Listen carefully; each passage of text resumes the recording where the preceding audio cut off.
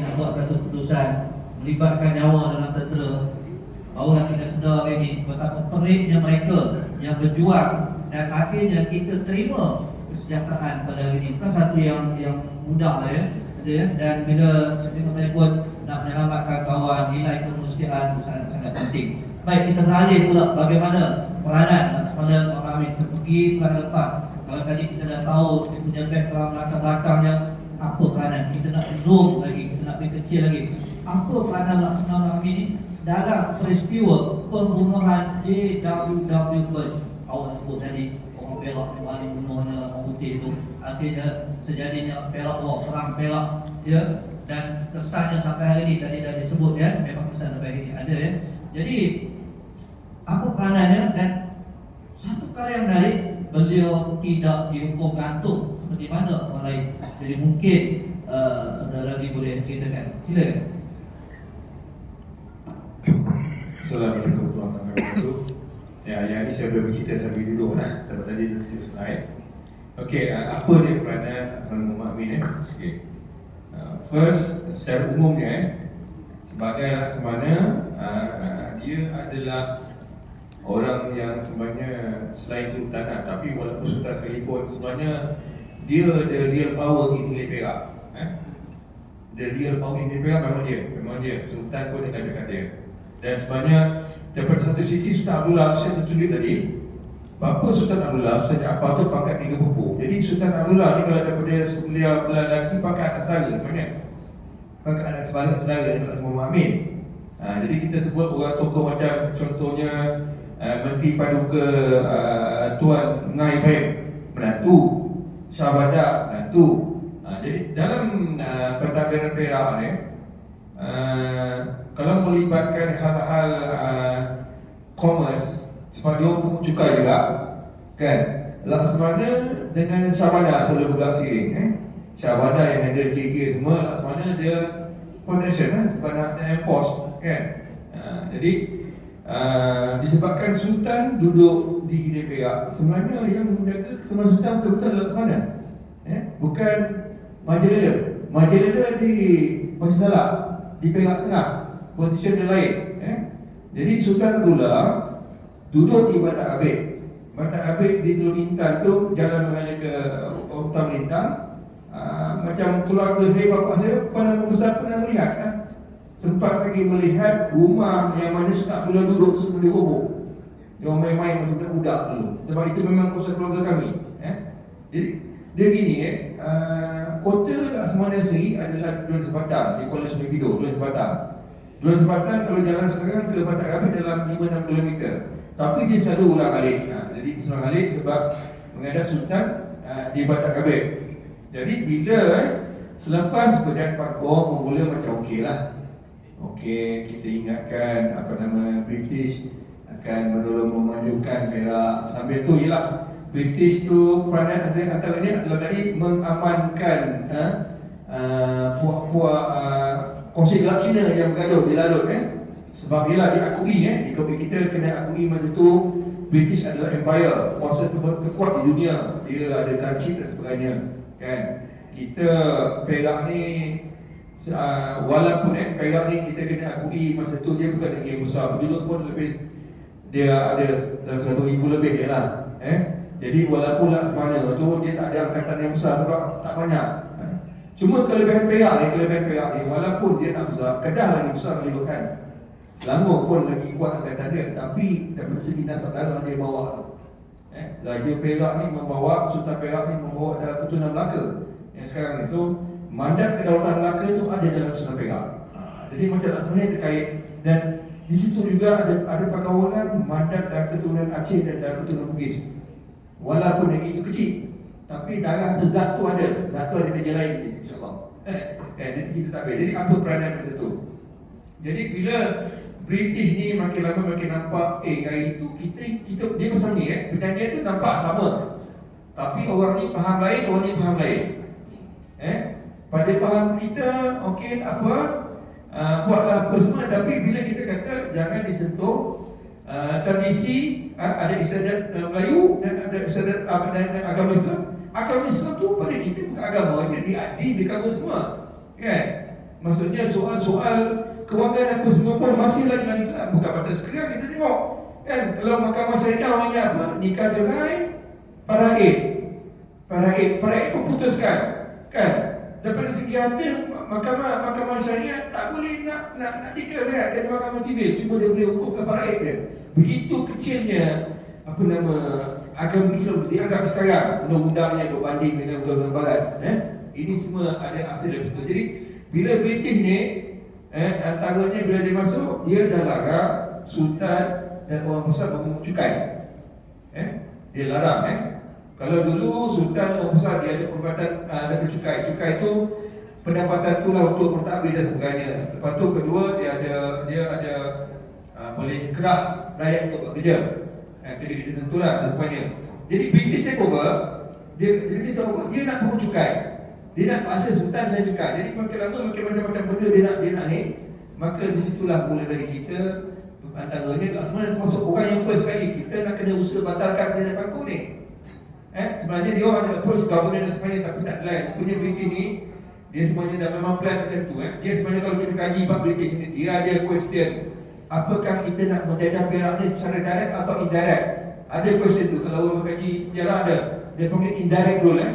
Jadi bila British masuk ni, dia punya structure dia nak gunakan sultan ni sebagai double stand. Macam surat kan, urusan Sri Paduka Baginda, tapi sebenarnya dia tak tahu surat tu apa. Maaflah cakap, kita kena tak ada, semua orang lain buat surat. Itulah British buat presiden tu kan. Tapi nama pakai nama raja kan. Ni perintah raja, padahal perintah British kan. Jadi benda tu yang menyebabkan jadi memang perancangan tu semua memang dirancang bermula di Perak. Kalau di Perak Tengah, Perak Hulu, dia lain cerita. Itu maksudnya sebenarnya dia ada cerita yang lain. Tapi sebenarnya kebanyakan planning memang, kalau kaji meeting semua di Ilai Perak, sama ada di Batak Gabit atau Dua Sebatang. Itu ada direkod banyak sumber.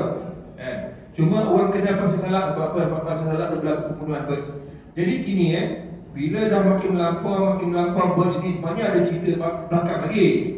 Dia bukan setakat dia ni besar kepala nak undang-undang British dan sebagainya. Dia bawa lagi nak ada orang ada cerita-cerita ni muncul. Itu cerita-cerita belakang lah kan. Jadi dah sampai satu peringkat dah melampau sangat, memang orang nak jatuhkan dia, tapi macam mana nak cara dia nak kan. Jadi dia orang dah meeting last sekali gini laksamana mencadangkan agar meracun Birch. Ini Pusa Abdullah ada cerita dia ni. Lepas tu Sultan sendiri berkata kita main hantu. Pernah dengar main hantu? Dia buat satu upacara, dia ada pawang raja menurun, nanti kita ni kan. Lepas tu last sekali option 3 bunuh direct. Bunuh direct ni memang masa tu dalam meeting Mahathir Leader kata Fatih sanggup buat kerja ni. Okay, so dia step. Jadi step pertama nak racun. Nak racun ni Puan Abdullah ada cerita ni. Nak racun ni ada satu perempuan dihantar, dia menyamar macam buat kerja untuk Birch punya pusat adalah di Bandar Baru. Bandar Baru kalau sekarang ni kat Teluk Mali. Artinya kampus tersusun apa tu ada musuh dalam lah. Saya nak cerita untuk daripada saya tahu lah kan. Jadi dia memang nak racun Birch, tapi tak tahu macam mana orang dapat tahu. Orang dapat tahu Birch ni ada spy sebenarnya kan. Spy orang Melayu pun ada. Jadi tak beraya seracun. Kedua main hantu. Main hantu ni lah. Main hantu ni ada. Ni satu pertanyaan saya nak sebut bab main hantu ni Prof. Abdullah cakap dalam catatan, bila main hantu laksamana dia tak ikut, dia duduk dalam perahu. Sebab apa? Sebab apa saya cakapkan tak apalah kan. Kita tahu asal-usul nenek moyang kita. InsyaAllah lah nenek moyang kita ni orang-orang alim. Tapi ada perkara yang orang buat, tak apalah dia buat cara dia tak boleh nak ni, semua orang percaya cara tu. Jadi dia cuma tak masuk campur. Dia duduk perahu. Jadi main hantu. Main hantu ni menurun dan sebab itu yang kata tak sampai sebulan dia mati. Sebenarnya itu takak, itu cerita kan. Kalau cerita utuh, dia kata memanglah dihantar sesuatu. Kita kalau orang Melayu kan benda-benda gaib memang ada. Dia bukan tahyul. Benda memang ada. Cuma kita jangan meletakkan kuasa tu tapi benda memang ada. Benda ada, kita hantar binatang yang tak orang. Macam itulah juga. Jadi memang ada. Jadi kalau cerita ni Pula cerita kat saya baru itu. Dia kata ada orang nasihatkan bers.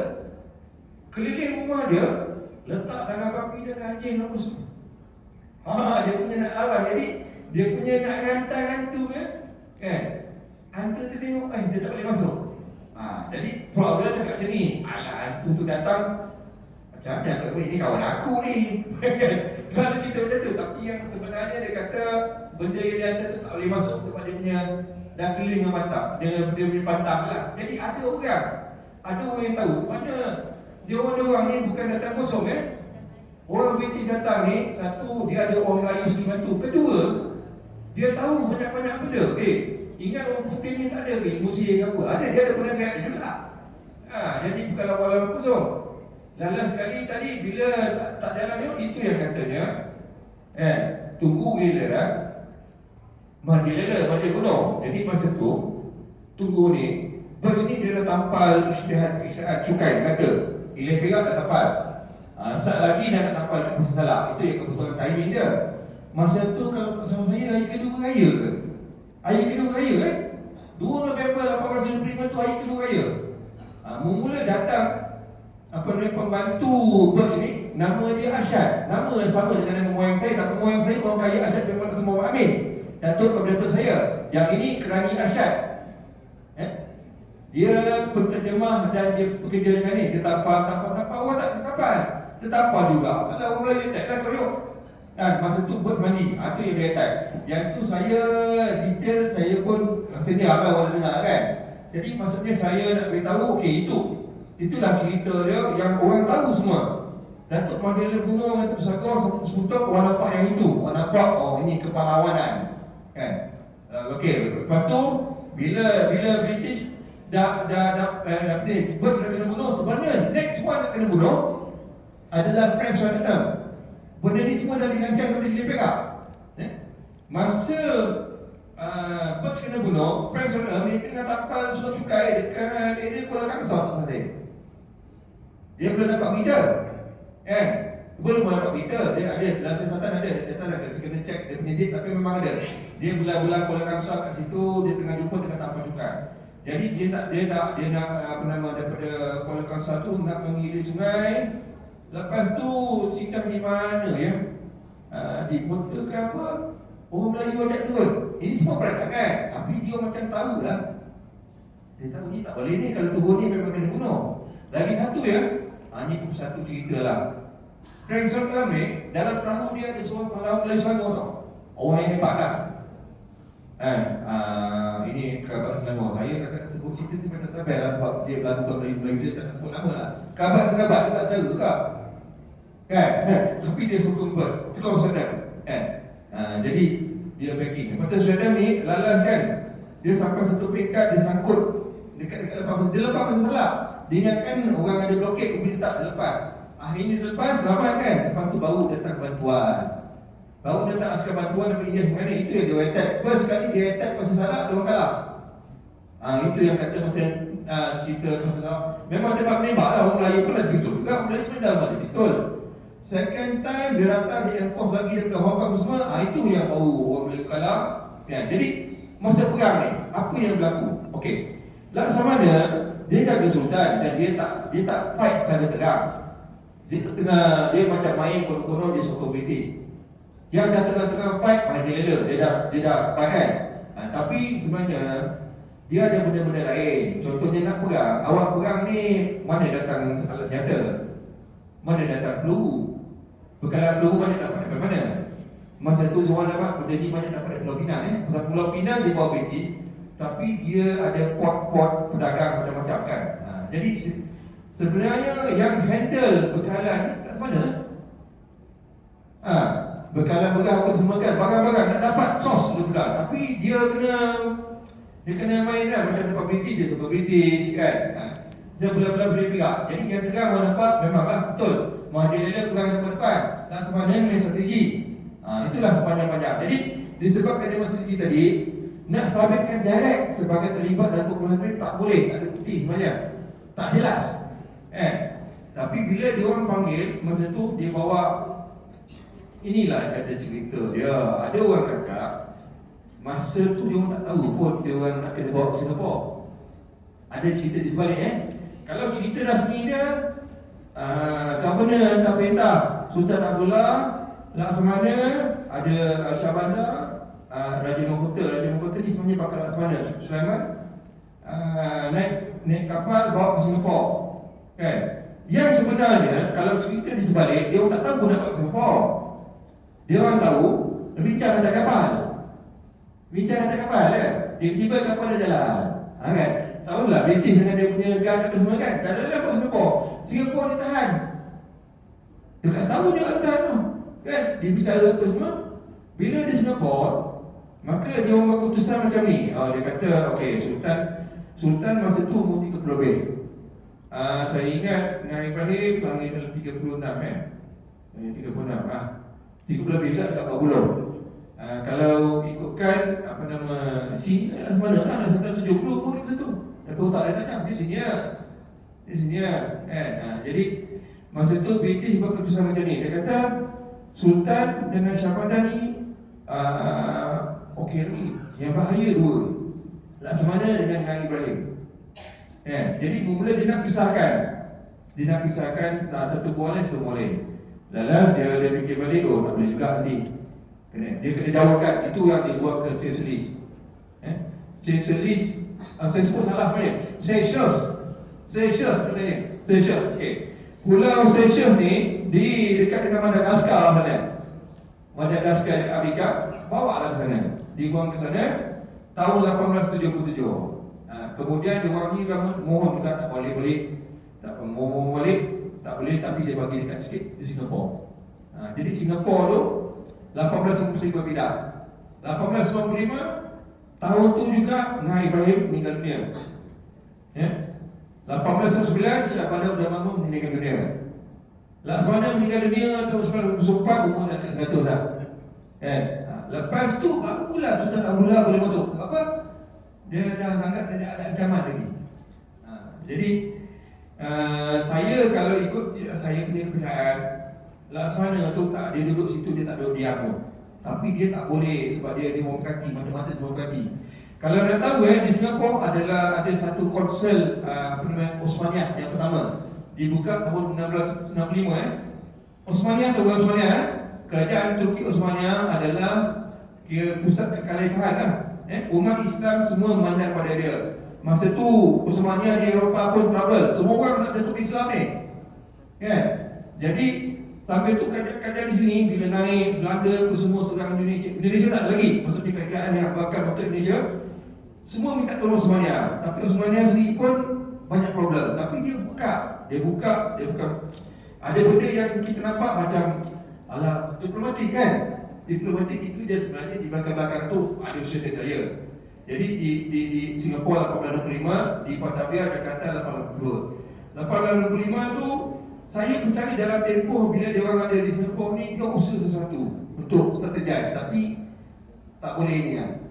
Dan saya ada yang saya terlibat tapi dia menyamar. Terbukti tak ada. Itu percayaan saya lah. Jadi ini semua soal perjuangan Dia orang ni sebenarnya tak pernah reda pada penjajahan. Dan kita tahu lepas tu bila kita merdeka, antara syarat merdeka adalah kita kena terima. Tidak pernah berlaku dalam mana-mana di dunia ni lebih 1 juta orang dibagi kerakyatan secara apa dia kata cusoni kat sana. Tak ada. Orang mana-mana negara pun nak masuk kerakyatan interview dulu. Kan, awak tahu tak bahasa negara ini? Awak tahu tak siapa yang tuan tanah sini? Ini tak ada, kan? Keadaan ini semua membentuk keadaan sekarang, kan? Jadi balik-balik saya cakap tadi lah. Usul tu ada. Saya rasa sebagai dagang daging tu adalah rasa, ada yang saya usulkan, insyaAllah. Assalamualaikum. Terima kasih. Okey, itu adalah apa yang telah kita dengar, bagaimana peranan Laksamana ni. Dan memang ada banyak cerita, saya rasa semua orang dah tahu, dia baca dalam blog. Kadang-kadang kita ni berhati-hati je, kita baca dalam blog, kita hati-hati. Tapi hari ini kita dengar daripada warisnya sendiri. Dan mungkin ada banyak besi sebenarnya peranan Laksamana ini di laut. Dan itulah kalau di Teluk Intan ada satu sekolah kebangsaan Laksamana Raja Mahkota. Mahkota itu ada di situ. Dan itu sebagai satu kenangan dan selain pada kapal tadi lah ada lagi.